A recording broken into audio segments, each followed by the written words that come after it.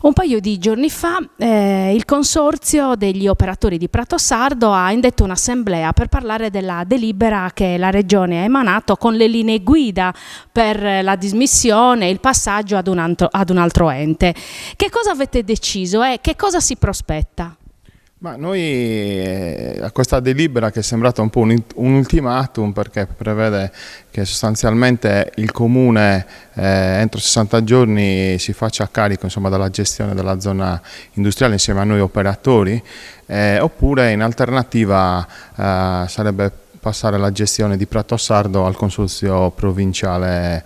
di Nuoro. Noi all'unanimità abbiamo deliberato quello che è sempre stata un po' la volontà degli operatori, che è quella di far sì che la zona industriale passi al Comune di Nuoro. Ovviamente un passaggio in collaborazione con gli operatori, e riteniamo che se effettivamente la Regione, come prevede la legge, pagherà tutti i debiti attuali e pregressi della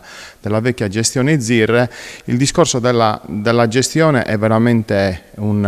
aspetto, diciamo così, marginale, perché abbiamo fatto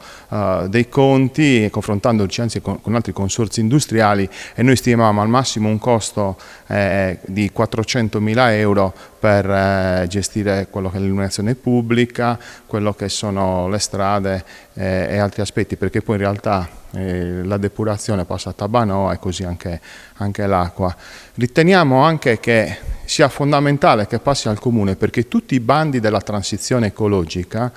verranno diciamo così, emanati a favore di quelle aree che sono di proprietà dell'ente comunale, per cui non solo siamo fortemente perplessi di un passaggio a un consorzio provinciale dove tra l'altro non c'è il Comune di Nuoro e non ci siamo neanche rappresentati noi, e questo sarebbe una cosa anche abbastanza grave. Noi speriamo il 3 di agosto, quando incontreremo il sindaco, di poter andare uniti a Cagliari, chiarire gli ultimi dubbi su questo aspetto, e siamo sicuri che Pratosardo non sarà una palla al piede, ma sarà una risorsa per la città. Ne siamo convintissimi di questo.